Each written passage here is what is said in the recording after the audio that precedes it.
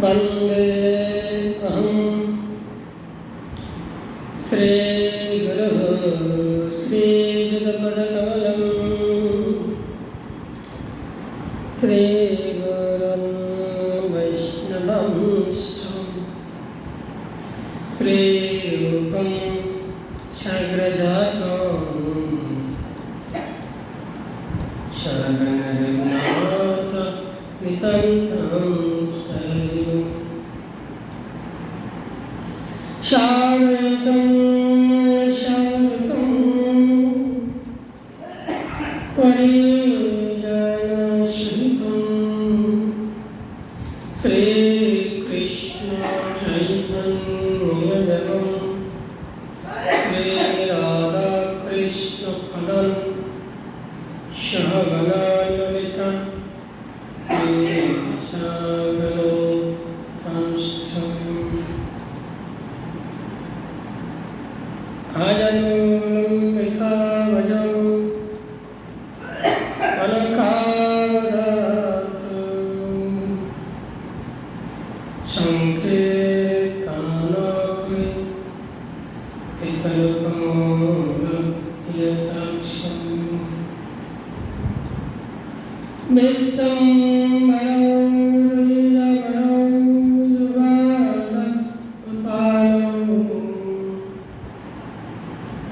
वन्दे जगत्प्रियो करो करुणया करो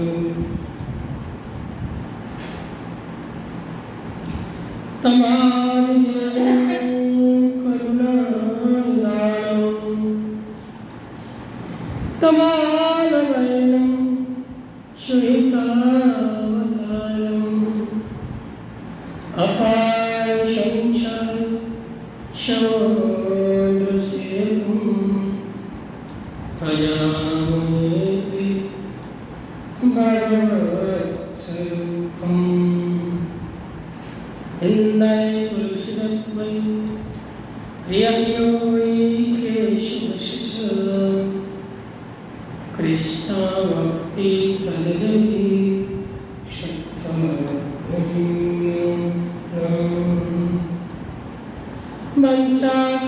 वञ्चाकल्पतरुभ्यश्च कृपासिन्धुभ्यो एव च पतितानं पावनेभ्यो वैष्णवेभ्यो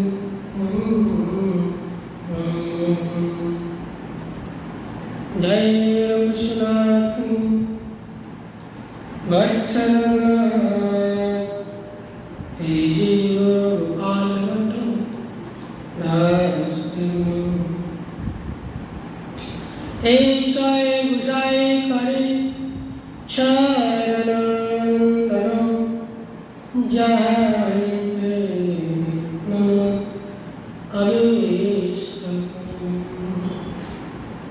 हरे कृष्ण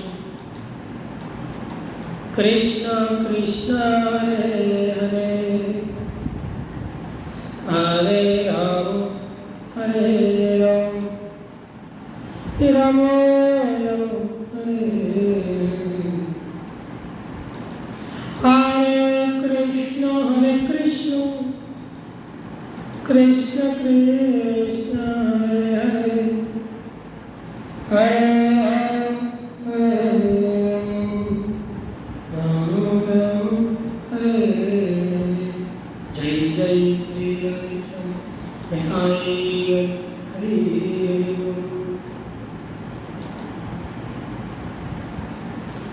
आज हमारे श्री श्री चैतन्य কথা গুরুদেবের বদল থেকে আমরা সকল গুরু ভক্তবৃন্দ কৃষ্ণ ভক্তবৃন্দ আমরা যে লীলা গৌর লীলা বিষয়ে আমরা শ্রবণ করব।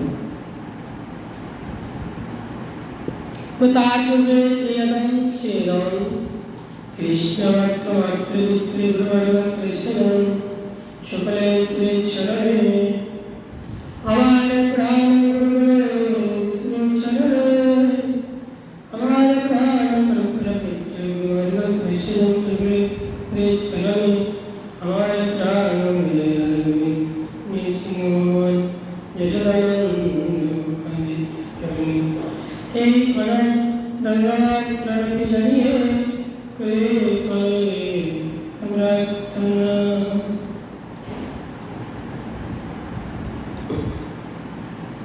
আমাদের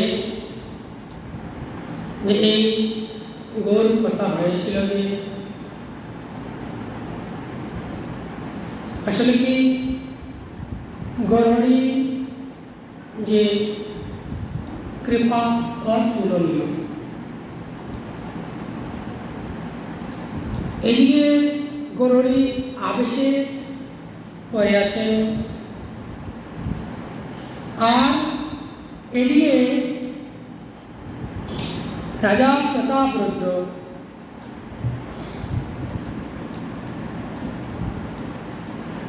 খুব সুন্দর করে যে রাস পঞ্চমধ্যায়ে তব কথামৃতম তথ্য জীবনম এই যে মন্ত্রটা, কেননা যে আমাদের গৌরী বৃন্দাবনে রাসের কথাটাই উনি ওনার প্রিয়,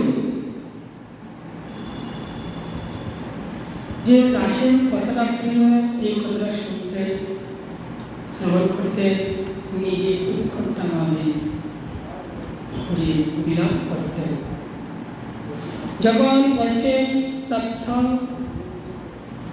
তব কথামৃতম তথ্য জীবনম, তখন গৌরী একদম বাবা বসে উঠে কি করলেন, রাজা প্রতাপরুদ্রকে জড়িয়ে ধরলেন। তুমি একই আমাকে তুমি মন্ত্র শোনালে, তব কথামৃতম তুমি আবার খুব সুন্দর করে রাজা প্রতাপরুদ্রকে কৃপা করিলেন। এই পদ্ধতি আমরা শুনেছিলাম। প্রত্যাদ আসিবে রথযাত্রা দর্শনে, এই চলে চাহে ভক্তগণের মিলনে। অর্থাৎ বঙ্গবাসী ভক্তগণকে সুন্দর করে আমার গৌরী বলে দিলেন, তোমরা এমনি ভাবে রথযাত্রার উপলক্ষে আমাকে তোমরা সকলে এসে আনন্দ দিবে। প্রত্যেক বছরে তোমরা আসিবে, সার্বভৌম গড়ে প্রভু ভিক্ষা পরিপাটি শাস্ত্রীয় মাতা কহে যাতে রান্ডি ও সাথে।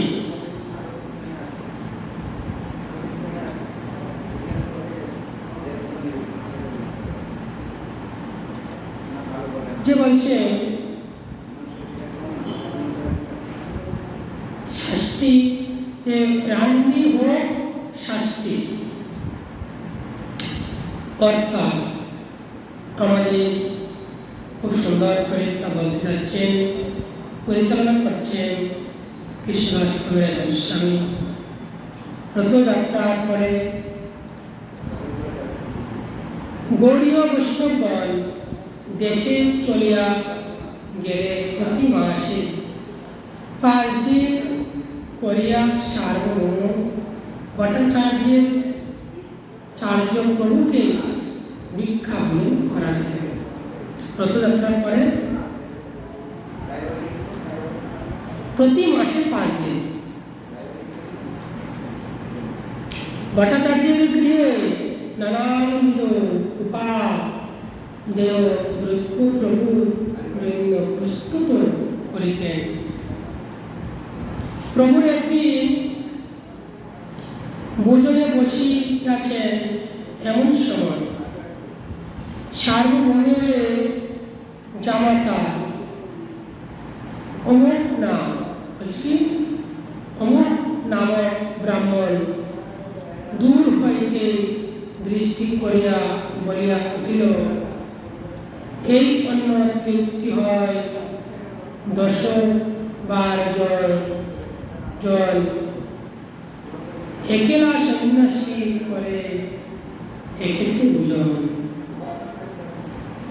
সার্বভৌমের জামাতা দূর থেকে দেখেছেন যে গরুড়ি ভোজনে বসেছেন, তখন দূর থেকে বলেছেন, এই জামাই যে ব্রাহ্মণ, এই অন্ন তৃপ্ত হয় 10 বার জল একেলা সন্ন্যাসী করে একেতে বুঝন। ইহা শুনিয়া সার্বভৌম প্রিয়া চাইতে ওর পলায়ন করিলেন। অর্থাৎ যখন জামাতা বললেন এই কথা, সার্বভৌম জামাইয়ের দিকে তাকালেন, যেই তাকাচ্ছেন জামাইকে পলায়ন করতে শুরু করিলেন। সার্বভৌম মনে দুঃখে অমুককে অভিসম্পাত দিতে লাগলেন। এদিকে সার্বভৌমের গৃহে জামাতা কর্তৃক যে অতিথি মহাপ্রভু নিন্দার কথা শুনিয়া অতি দুঃখে মাথায় ও বুকে করাঘাত করিতে করিতে বলিতে লাগিলেন, আমার মেয়ে ষষ্ঠী বিধবা হোক। অর্থাৎ প্রভু নিন্দাকারী অমুকে একটু হোক। এই সার্বভৌম কি করেছেন? ভিক্ষা করাচ্ছেন, ভিক্ষা অর্থাৎ পূজন করাচ্ছিলেন আমাদের গরুড়িকে। ষষ্ঠীর জামাই, ষষ্ঠীকে সার্বভৌমের কন্যাকে ব্রাহ্মণের কাছে বিবাহ দিলেন। আর এই ব্রাহ্মণ নিন্দা করছেন গরুড়িকে, আর সার্বভৌম দুঃখিত হয়ে মাথা টুকছেন, টুকতে টুকতে বলতে লাগলেন, আমার যে জামাতার মৃত্যু ও এমন জামাই আমার প্রয়োজন নেই। আমার মেয়ের বিবাহ থাকতে আমার দুঃখ নেই, কেননা গর্ভবতীকে যে নিন্দা করে তার মুখ দেখা আমার প্রয়োজন নেই। ষষ্ঠীর মাতা সার্বভৌম ভট্টাচার্যের যে গৃহিণী, তাহার যে কন্যা নামক ছিলেন ষষ্ঠী। রান্ডি অর্থাৎ রারি বিধবা, রান্ডি হোক ষষ্ঠী, আমার কন্যা ষষ্ঠী বিধবা হোক। অর্থাৎ যে প্রভু নিন্দা করিয়াছে সে অমুক আমার জামাতা হইয়া থাকিতে ও তাহার মৃত্যু বাঞ্ছনীয়, দরকার নেই এরকম জামাই দিয়ে। নিন্দুক জামাই আমার প্রয়োজন নেই। নিন্দুক স্বভাব লইয়া যে বাঁচিয়া থাকিলে দিনই সে জনিত অপরাধে সমুদ্রে নিয়ম জীবিত হইবে। যে যতদিন এই পৃথিবীতে থাকবে ততদিনই তার অপরাধ বাড়তি থাকবে, তার কারণ সে নিন্দা ছাড়া আর কিছু করতে জানে না। তার সঙ্গ দোষে আমার কন্যাও তদ্রূপ অপরাধে লিপ্ত হইবে। আমি চাই না আমার কন্যারও এইরূপ নিন্দুক জনিত কিংবা নিন্দুক স্বভাব আমার কন্যার হল। যে আমার কন্যা যে অপরাধে জামাতার সঙ্গে লিপ্ত হোক, আমি এই চাই না। এর চেয়ে জামাতা মরে যাওয়া অনেক ভালো। যদি অমুকের মৃত্যু হয় তাহলে অধিকতর অপরাধে দায় হইতে সেও নিষ্কৃতি পাইবে, অর্থাৎ নিন্দা থেকে এই জামাই বাঁচবে আর অপরাধ থেকে সেও মুক্তি পাবে। তাহার সেবা শুশ্রূষার ফলে আমার কন্যাও আবার অপরাধে লিপ্ত হওয়ার আশঙ্কা থাকিবে না। কেননা যদি মরে যায় তাহলে আমারও কন্যারও এই অপরাধে যে লিপ্ত আশঙ্কা থাকিবে না। এইরূপভাবে অমুকেরও মৃত্যুতে শাস্তির ঐহিক সুখে নিমগ্ন জন্মিলেও পরমান্ত সুখেরও সম্ভাবনা থাকিবে বলিয়া মাতা ইয়া কন্যারও বৈদত্রীয় প্রার্থনাতে যে ভট্টাচার্য গৃহিণী বাৎসল্যে দোষ স্পর্শ ঘটিতে পারেন না। তার কারণ যে এই যে গৃহিণী সার্বভৌম গৃহিণী উনি এইভাবে যে অভিশাপ দিচ্ছেন জামাতাকে, যে এইভাবে জামাতাকে অভিশাপ দিচ্ছে মৃত্যু হয়ে যাক, যদি মৃত্যু হয় আমার কন্যাও বেঁচে যাবে, সেও বেঁচে যাবে, আর কখনো তার অপরাধে যে লিপ্ত হবে না।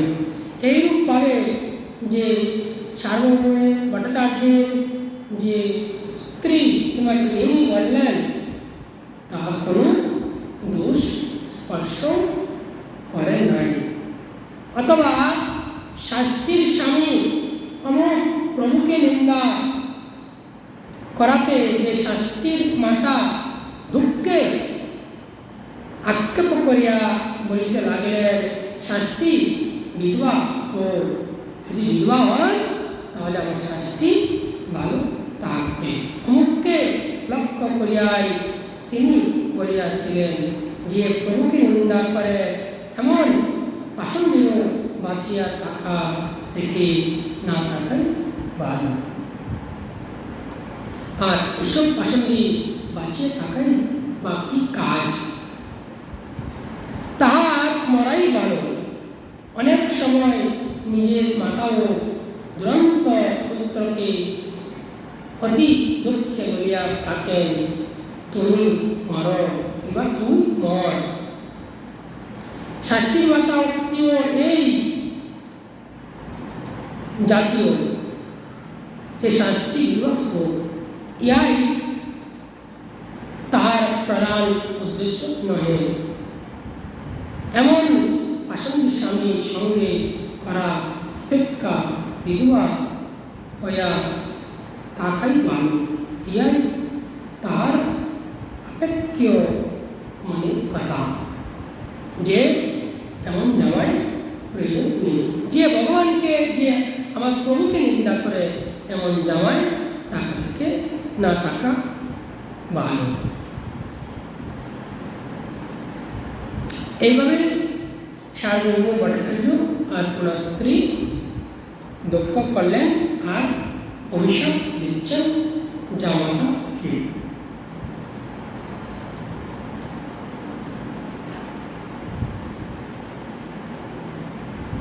বর্ষান্তরে পড়াইত্রাদি ভক্ত আগম শিবানন্দ সেনখরে সার। অর্থাৎ পরের বৎসর, বর্ষান্তরে মানে পরের বৎসর অদিত্য আদি ভক্তগণ আসিলেন। কোথায়? শিবানন্দ সেনের সভায়। এখানে বলছেন যে শিবানন্দ সেনের তত্ত্ব অবদানে গৌরের ভক্তগণ লীলাচলে আসিলেন। পথে ভক্তদের বাসা, হাহার, রাস্তাঘাটে সমস্ত বন্দোবস্তই শিবানন্দ সেন করিলেন। শিবানন্দের সঙ্গে এই শিবানন্দ সঙ্গে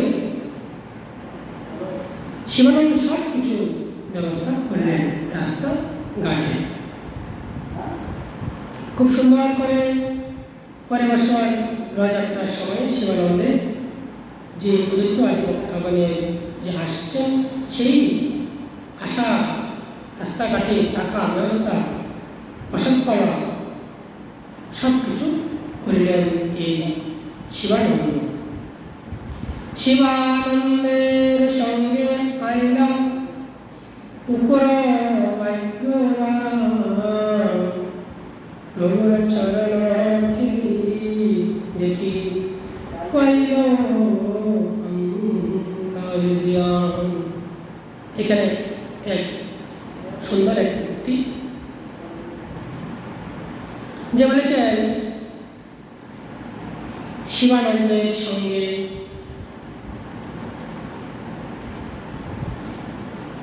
আইলা এক কুকুর, প্রভুর চরণ দেখি কইল অন্তর্ধান। এক বছরের শিবানন্দ সেনের সঙ্গে একটি কুকুর লীলাচলে আসিতেছিল।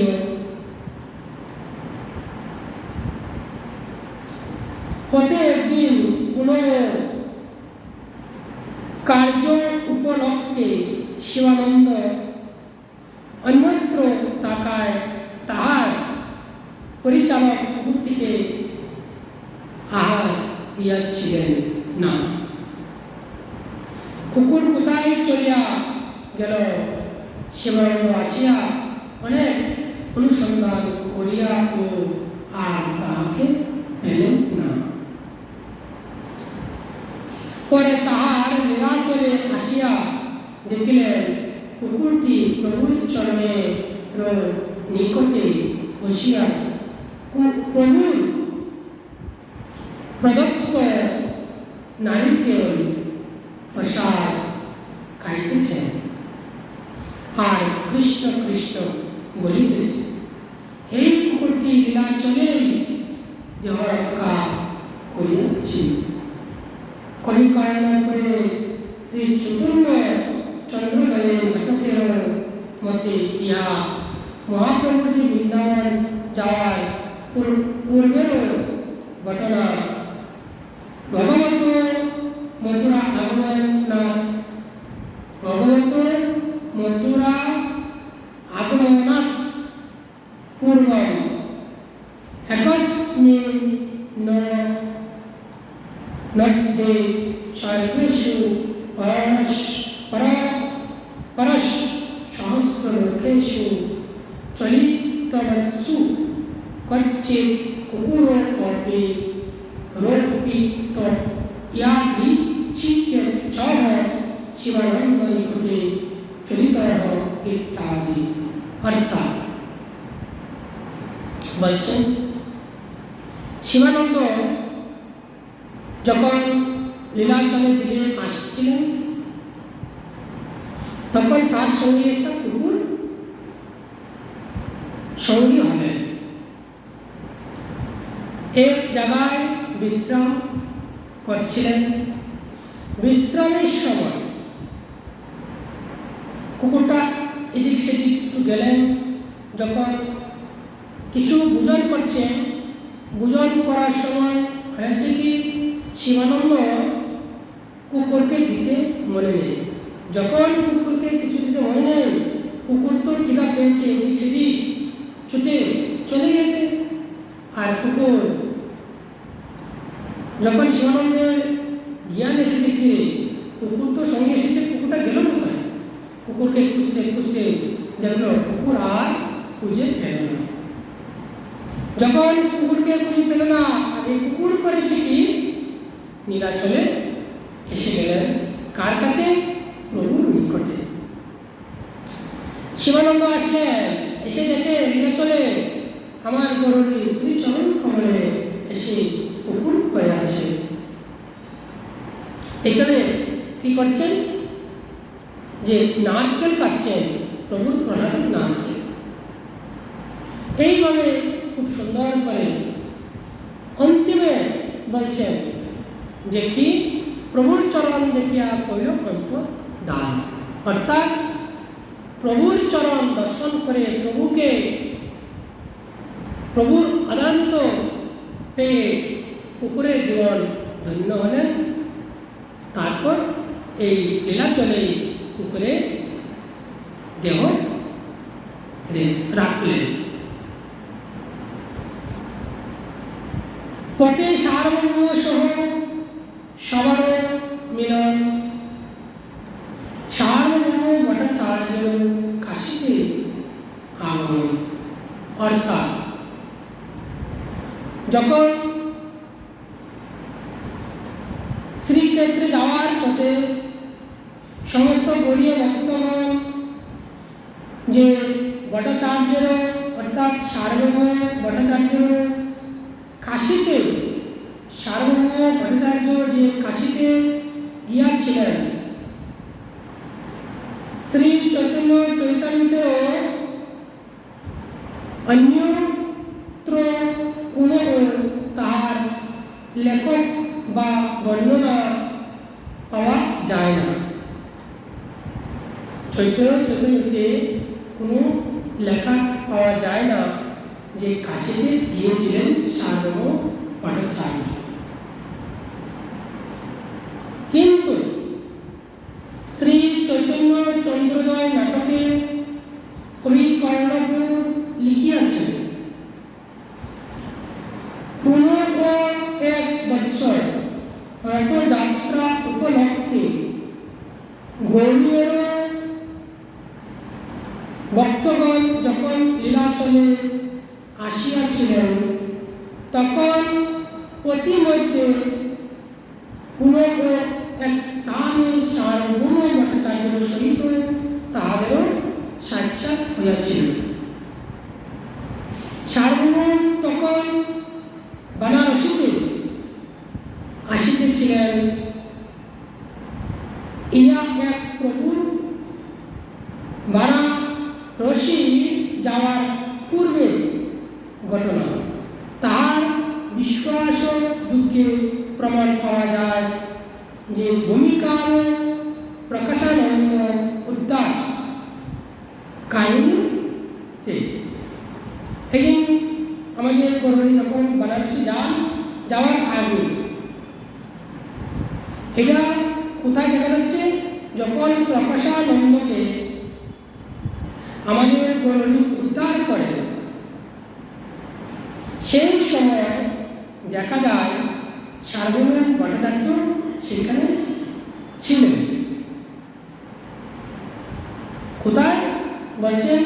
শ্রী চৈতন্য চন্দ্রোদয়ের নাটকে কবি কর্ণপুরে এমন দৃষ্টান্ত দেখা যায়। কিন্তু চৈতন্যতে এই দৃষ্টান্ত কখনোই পাওয়া যায় না। যখন আসছিলেন এই বারাণসী থেকে, সেই সময় গরীয় ভক্তগণের সঙ্গে রাস্তায় মিলন হয়েছিলেন।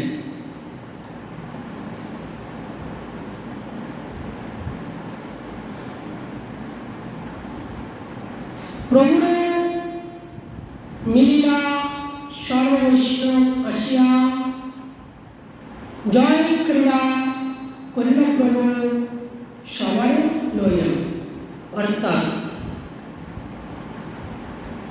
যে বলছেন, প্রভুর সঙ্গে সকল ভক্তগণ এসে মিলিত হলেন। তারপর এই যে সরোবরে গিয়ে আমাদের গৌরী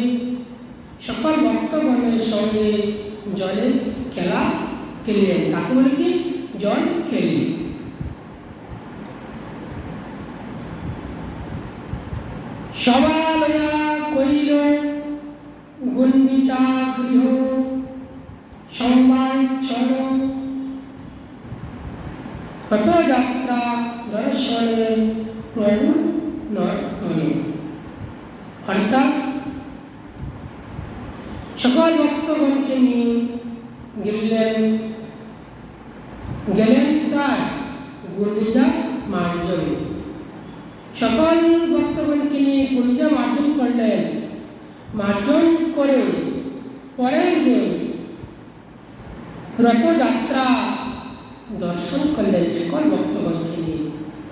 যখন রথযাত্রা দর্শন করলেন, রথের সামনে আমাদের শ্রী গৌরী নৃত্য করিলেন। উপবনে করিল প্রভু বিবিধ বিলাস, প্রভুর অভিষেক করিল বিপ্র কৃষ্ণ দাস। উপবন করিল প্রভুর বিবিধ বিলাস, নিত্যের সঙ্গে আমাদের গৌরী কত না কি লীলা করিলেন, বিলাস মাগিলেন কার কাছে? আমাদের জগন্নাথের নিকটে। প্রভুর অভিষেক হইল বিপ্র কৃষ্ণ দাস। এইভাবে নৃত্য করতে করিতে এক বিপ্র, তার নাম কৃষ্ণদাস। কৃষ্ণদাস নামে বিপ্র আমাদের গৌরহরিকে কি করলেন? অভিষেক করিলেন।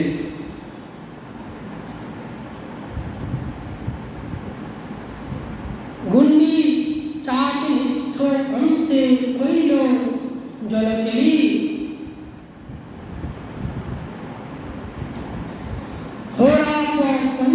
হোরা পঞ্চমীতে দেখিল লক্ষ্মী দেব কেলি।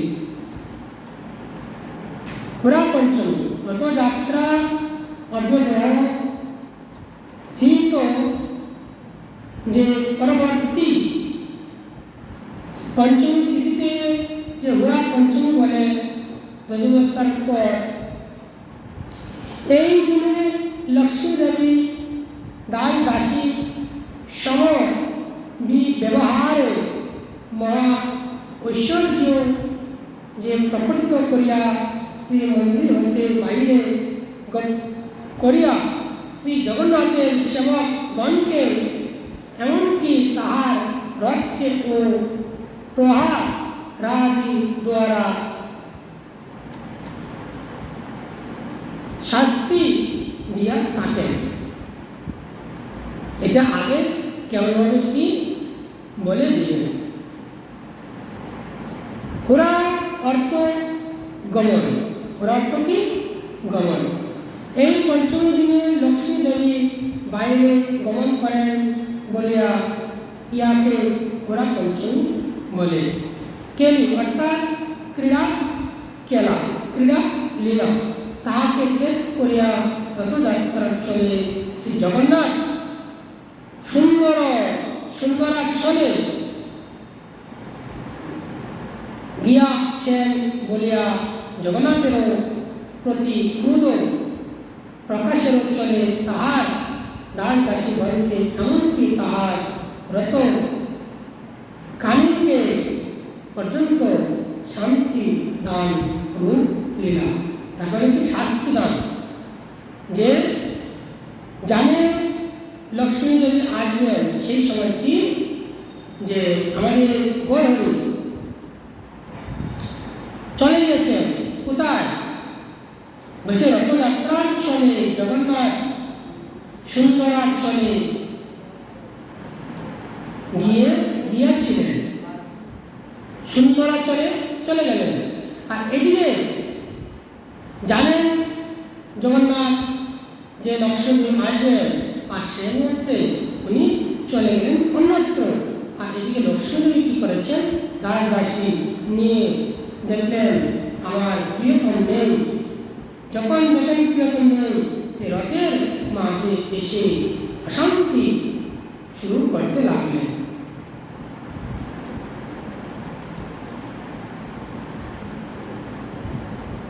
এদিকে বলছে শাস্তি দান রূপ লীলা। এদিকে এমনকি তার রথখানিকে পর্যন্ত শাস্তি, এই যে রথের মাঝে অশান্তি শুরু করতে দিলেন, তাকে বলে কি লীলা। অশান্তি হচ্ছে লীলা। কৃষ্ণ জন্মযাত্রাতে প্রভু উপবেশ হইলা দধিবার বহিতলে গণ্ডুর লণ্ডুর পিরাইলা লঘুর পিরাইলা লঘুর পিরাইলা। অর্থাৎ কৃষ্ণ জন্মযাত্রাতে প্রভুর উপদেশ হইলা দধিবার বহিতলে লঘুর পিরাইলা। বলছেন যে কৃষ্ণ জন্মযাত্রা অর্থাৎ কৃষ্ণ জন্ম অষ্টমীতে প্রভু গোয়ালার বেশ ধারণ করিলেন, লাঠি গোয়ালাদের ন্যায় প্রভু দধি বার কাঁধে লইয়াছিলেন, লাঠি ঘুরাইয়া ক্রীড়া করিয়াছিলেন। এইরূপ যে বলছেন কৃষ্ণ জন্ম হওয়ার পর গোয়ালা বেশ ধারণ করলেন, কাঁধে আবার গদি বাল্য নিয়ে বিক্রি করতে গেলেন। এইরূপ ভাবে দেখালেন কিংবা বলিলেন, গৌরের ভক্ত বলে তবে করিল বিদায়, সঙ্গের ভক্ত লয়া করে কীর্তন সদায়। গৌর ভক্তগণ বলছে, এখন তো আমরা অনেক খেলা করলাম, অনেক লীলা হইল, তোমরা রথযাত্রা শেষ, এখন তোমরা কাজ করো, তোমরা আবার দেশে ফিরে চলে যাও। গৌরী সুন্দর করে ভক্তগণকে এই রূপ পাবে, অদিত্য আচার্যকে এই রূপ পাবে সুন্দর করে বলিলেন, যাও আপনার মন তোমাদের গৃহে ফিরে চলে যাও। সুন্দর করে গৌর ভক্তগণকে গৌর দেশে যাওয়ার জন্য বিদায় দিলেন। আর এদিকে পুরীতে যে ভক্তগণ ছিলেন, এই ভক্তগণকে নিয়ে খুব সুন্দর করে আনন্দ উল্লাস সংকীর্তন করতে লাগলেন আমাদের যে শ্রী গৌর হরি। বৃন্দাবন যাইতে কইল গৌরের গমন, প্রথম রুদ্র কইল হতে বিবিধ সেবন। অর্থাৎ গৌড়ের যে বঙ্গদেশ দিকে প্রভুর প্রথমবার বাংলাদেশে হইয়া বৃন্দাবন যাইতে ইচ্ছা করিয়াছিলেন। বৃন্দাবন আসেন তো গৌরী, তা বলছে ঠিক আছে, তাহলে বাংলাদেশ হয়ে বৃন্দাবন ফিরব। লীলাচল হইতে গৌড়ে যাওয়া পথে কি করেছেন, প্রতাপ রুদ্র নানান বিবিধ সামগ্রী দিয়ে সেবক সঙ্গে দিয়ে পাঠালেন, যেন প্রভু কোনো কিছু অসুবিধা না হয়। কে পাঠালেন? বলছেন রাজা প্রতাপ রুদ্র, যেন আমাদের প্রভুর কোনো কিছু সমস্যা না হয়। পুরী গুসাই সঙ্গে বস্ত্র প্রদান প্রসঙ্গ রামানন্দ রায় আইলা ভদ্রক পর্যন্ত। অর্থাৎ নবদ্বীপে সচী মাতাকে দেওয়া নিমিত্ত যে শ্রী জগন্নাথের প্রসাদী বস্ত্র প্রভু পুরী গোস্বামী সঙ্গে দিয়াছিলেন। জগন্নাথের প্রসাদী বস্ত্র সচী মাতার জন্য পাঠালেন। আবার প্রভু গৌড়ে যাইবার সময় রায় রামানন্দ তাহার সঙ্গে বেলুকা পর্যন্তই আসিয়াছিলেন।